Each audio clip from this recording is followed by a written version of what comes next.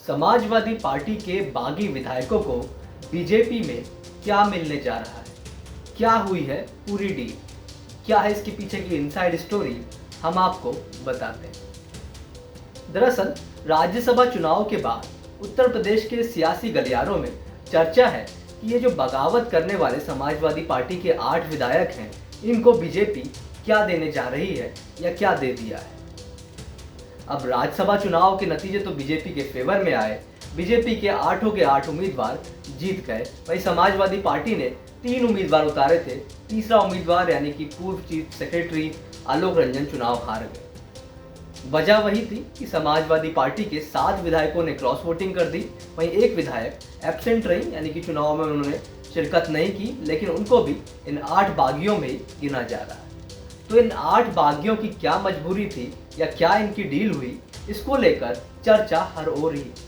ना सिर्फ समाजवादी पार्टी में बल्कि अन्य दलों में भी इस बात को लेकर चर्चा है कि ऐसा इन विधायकों को क्या मिल गया कि इन्होंने क्रॉस वोटिंग कर। सूत्रों की माने तो इसमें 8 विधायकों का अगर आप नाम देखें सीरियल वाइज, तो इसमें सबसे ज़्यादा चर्चा किसी नाम की है तो वो है मनोज पांडे। क्योंकि मनोज पांडे समाजवादी पार्टी के सीनियर लीडर तो हैं ही, साथ ही में मुख्य सचेतक यानी कि चीफ विप भी थे। और अखिलेश यादव की एक तरीके से कहा जाए तो गुड लिस्ट में माना जाते थे, या फिर इसको इस तरीके से कह लें कि इम्पोर्टेंट जो लीडर्स समाजवादी पार्टी में जिनकी गिनती होती है उसमें मनोज पांडे की भी गिनती थी, क्योंकि उनको मुख्य सचेतक जैसा पद था। अब मुख्य सचेतक अगर राज्यसभा चुनाव से एक दिन पहले ही पार्टी से संपर्क से दूर हो जाए और अगले दिन क्रॉस वोटिंग कर दे, तो सोचिए पार्टी पर क्या बीतती है। सूत्रों की माने तो खासतौर से जो समाजवादी पार्टी में अखिलेश यादव के करीबी सूत्र हैं, उनके माने तो सबसे ज़्यादा अखिलेश यादव को दुख या एक तरीके से कहा जाए झटका मनोज पांडे के जाने पर ही लगा है। क्योंकि मनोज पांडे को अखिलेश यादव ने कैबिनेट में भी मंत्री बनाया था जब समाजवादी पार्टी की सरकार थी।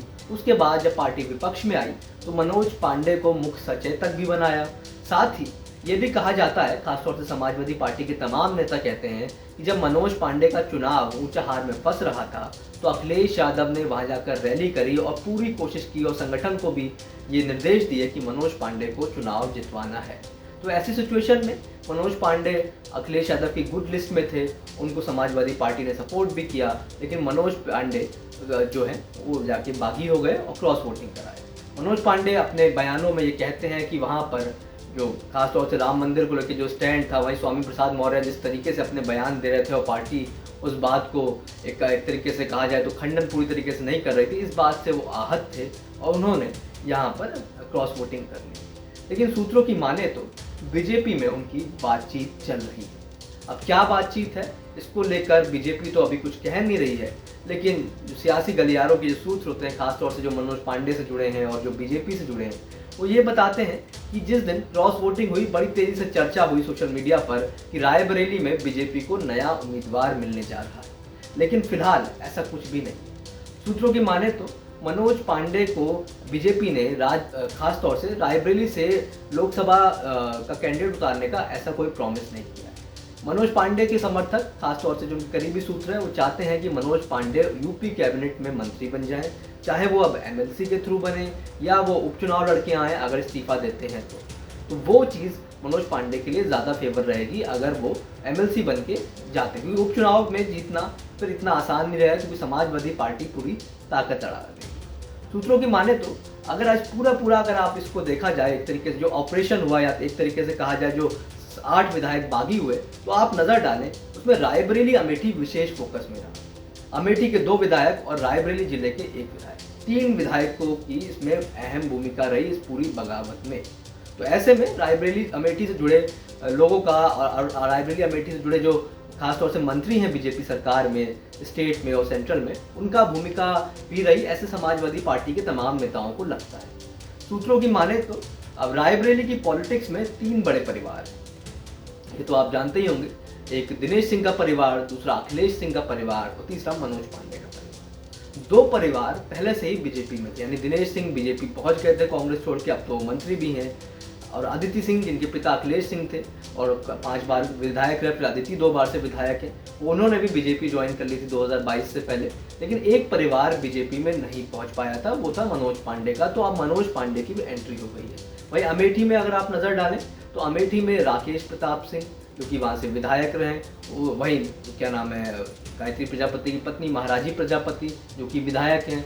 अब ये लोग अगर बीजेपी को सपोर्ट कर देंगे तो बीजेपी का एक तरफ मिशन अमेठी और मिशन रायबरेली दोनों बीजेपी को लगता है कि अगर वो विपक्ष के लोगों को तोड़कर और एक तरीके से कहा जाए कि जो वहाँ पर इन्फ्लुएंशियल पर्सनैलिटीज़ हैं उनको अपने साथ कर लेगी तो उसका मिशन रायबरेली भी सक्सेसफुल हो जाएगा। अमेठी बीजेपी ने पिछली बार ही जीत ली थी, इस बार कांग्रेस के लोग ऐसा दावा करते हैं कि इस बार अमेठी में राहुल गांधी अगर लड़ते हैं तो जीत सकते हैं। ऐसे में बीजेपी कैंप में थोड़ी सी खलबली ज़रूर है कि अमेठी को कैसे मैनेज किया जाए। हालांकि बीजेपी वहाँ पर मजबूत है, लेकिन इसके बावजूद क्योंकि कांग्रेस जिस तरीके से दावे कर रही है कि राहुल गांधी लड़ सकते हैं और ऐसे में अगर राहुल गांधी लड़ेंगे तो इंटरेस्टिंग मुकाबला होगा, तो बीजेपी के लिए अमेठी और रायबरेली दोनों ही मजबूत करना ज़रूरी हो गया है। तो ऐसे में मिशन अमेठी मिशन रायबरेली दोनों ही बीजेपी एक तरीके से सक्सेस बनाने के लिए अब बीजेपी के लिए ये नेता भी जुट जाएंगे। राकेश प्रताप सिंह अगर बीजेपी ज्वाइन करते हैं, महाराजी अगर बीजेपी ज्वाइन करती हैं, वहीं अगर मनोज पांडे भी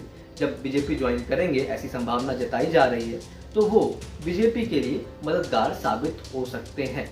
तो ये तो रही इन विधायकों की बात। वहीं एक चर्चा और ये भी है कि राकेश प्रताप सिंह को सुल्तानपुर से लोकसभा लड़ाने की भी बड़ी चर्चा चल रही है कि अगर राकेश प्रताप सिंह को, क्योंकि अब समाजवादी पार्टी तो अपने इन विधायकों के खिलाफ कार्रवाई करने जा रही है, ऐसे में अगर सदस्यता उनकी जाती है तो वो लोग बीजेपी ज्वाइन कर सकते हैं। तो बीजेपी लेकिन बदले में क्या देगी, क्योंकि राजनीति तो पूरी तरीके से अब डीलिंग का ही एक तरीके से कहा जाए तो लगातार किसी को जिसको जहाँ जो फायदा दिखता है वो चला जाता है। और वैसे ही बीजेपी भी अब जिस तरीके से हर सारी सीटें जीतना चाहती है, 80 की 80 सीटें उसके लिए इंपॉर्टेंट है इस चुनाव में, क्योंकि 370 से ऊपर का एक लक्ष्य है उसके लिए। तो ऐसे में बीजेपी रायबरेली अमेठी कुछ इस तरीके से मैनेज कर सकती है। राकेश प्रताप सिंह को लेकर बड़ी चर्चा है कि सुल्तानपुर सीट उनको ऑफर हो सकती है। हालांकि बीजेपी में किसी को अंदाजा नहीं रहता कि फाइनल डिसीजन क्या रहे, क्योंकि सुल्तानपुर सीट के लिए कई लोग लगे हैं। अब सूत्रों की माने तो इसमें बीजेपी कई विधायक भी लगे हैं और लोग कहते हैं कि राजेश्वर सिंह भी सुल्तानपुर लड़ने के इंटरेस्टेड है। और कुछ सूत्र तो ये भी बताते हैं कि रितेश पांडे अम्बेडकर नगर के अलावा सुल्तानपुर लड़ने में इंटरेस्टेड है। तो ऐसे मतलब 3-4 नाम बीजेपी में ऐसे हैं जो सुल्तानपुर में इच्छुक हैं लड़ने के। लेकिन मेनका गांधी अभी सांसद हैं और अभी ऐसा कुछ भी नहीं लग रहा कि उनका टिकट कट जाएगा, इसको लेकर कोई श्योरिटी है नहीं। तो ऐसे में अब इन लोगों को कैसे एडजस्ट किया जाएगा ये तो बीजेपी ही डिसाइड करेगी। वहीं एक और विधायक हैं जिनको लेकर बड़ी चर्चा थी, क्योंकि वो कांग्रेस से समाजवादी पार्टी में आए थे, चतुर्वेदी जिनको कालपी से उनको वहाँ से विधायक बने। और उनके बारे में कहा जा रहा है कि उन्होंने ऐसा समाजवादी पार्टी के कुछ वरिष्ठ नेताओं से कहा, और विनोद चतुर्वेदी ने, कि उनको बीजेपी की ओर से लोकसभा सीट का ऑफर है। उनका ऐसा कहना है कि उनको झांसी सीट लड़ाई जा सकती है। ऐसे समाजवादी पार्टी के नेता दावा कर रहे हैं कि चतुर्वेदी जी तो कह कर गए हैं कि उनके पास तो लोकसभा सीट का ऑफर है। हालांकि बीजेपी डायरेक्टली किसी को ऐसे सीट का ऑफर दे दे इतना आसान नहीं लगता, सर्वे के बाद ही चीज़ें क्लियर होंगी। और वो जहाँ के रहने वाले हैं, झांसी सीट तो उससे थोड़ा दूर ही है, मतलब वहाँ दूसरी जिला लग गया झांसी। तो ऐसे में कुछ बहुत क्लैरिटी उनको भी ऑफर को लेकर नहीं लगती है। वहीं बात अब कही जाती है कि अभय सिंह को क्या बीजेपी देगी, तो उस पर भी बहुत क्लैरिटी नहीं होती लग रही है अभी आज की तारीख में। अब सूत्र तो बताते हैं इनमें से कुछ विधायकों की सुरक्षा बढ़ाई जा सकती है, कुछ विधायकों को दूसरी तरीके से अन्य प्रॉफिट दिए जा सकते हैं। वहीं एक चर्चा ये भी है कि पूजा पाल को लेकर बड़ी चर्चा है कि समाजवादी पार्टी से जुड़े नेता ये कहते हैं कि पूजा पाल को लेकर हमें लग रहा था कि वो तो चली जाएंगी, क्योंकि वो पार्टी की गतिविधियों में या पार्टी की बैठकों में बहुत ज़्यादा शिरकत नहीं कर रही थी। अब तमाम बीजेपी जुड़े सूत्र ये भी बताते हैं कि हो सकता है कि उनको फूलपुर में लड़ा दिया जाए, क्योंकि फूलपुर सीट आपको इस बात का अंदाज़ा होगा कि अतीक अहमद के मर्डर के बाद से वो सीट बड़ी चर्चा में आ गई थी। तो हो सकता है उनको कोई लोकसभा सीट ऑफर कर दी जाए, लेकिन किसी को भी अभी कंक्रीट या एक तरीके से जो ऑफर दिया गया है वो एक बड़ा सामने अभी तक नहीं आया। समाजवादी पार्टी से जुड़े नेताओं की माने तो बीजेपी ने इनको ले तो लिया है, लेकिन कुछ भी ऐसा बड़ा ऑफर नहीं देने जा रही है जिसकी उम्मीद में ये चले गए।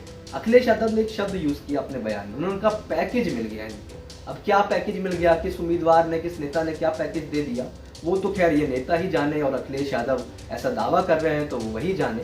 लेकिन सूत्रों की माने तो बीजेपी जब भी किसी को लेती है तो उसको कुछ ना कुछ देती जरूर है।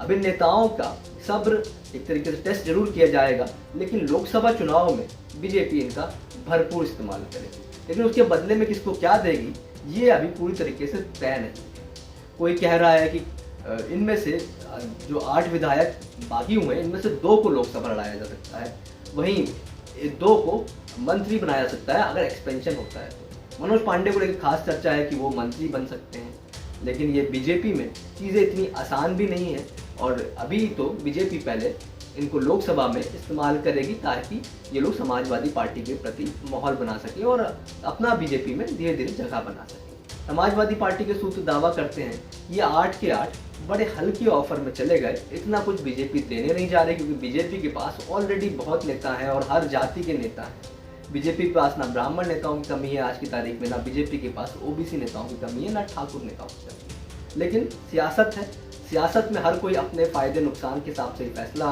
करता है क्योंकि विपक्ष में समाजवादी पार्टी है। समाजवादी पार्टी के वरिष्ठ नेता ये भी कहते हैं कि हमारे पास तो कुछ देने को अभी था नहीं क्योंकि हम तो विपक्ष में हैं। अब दूसरी जगह किसी को सिक्योरिटी मिल रही होगी, किसी को पैकेज मिल रहा होगा, किसी को शायद सांसदी का टिकट मिल रहा होगा, तो हम ये लोग चले गए। राकेश पांडे को लेकर जो चर्चा तभी से थी जब रितेश यानी उनके जो पुत्र हैं उन्होंने बीजेपी ज्वाइन कर ली, तो स्वाभाविक था कि राकेश पांडे क्रॉस वोट कर सकते।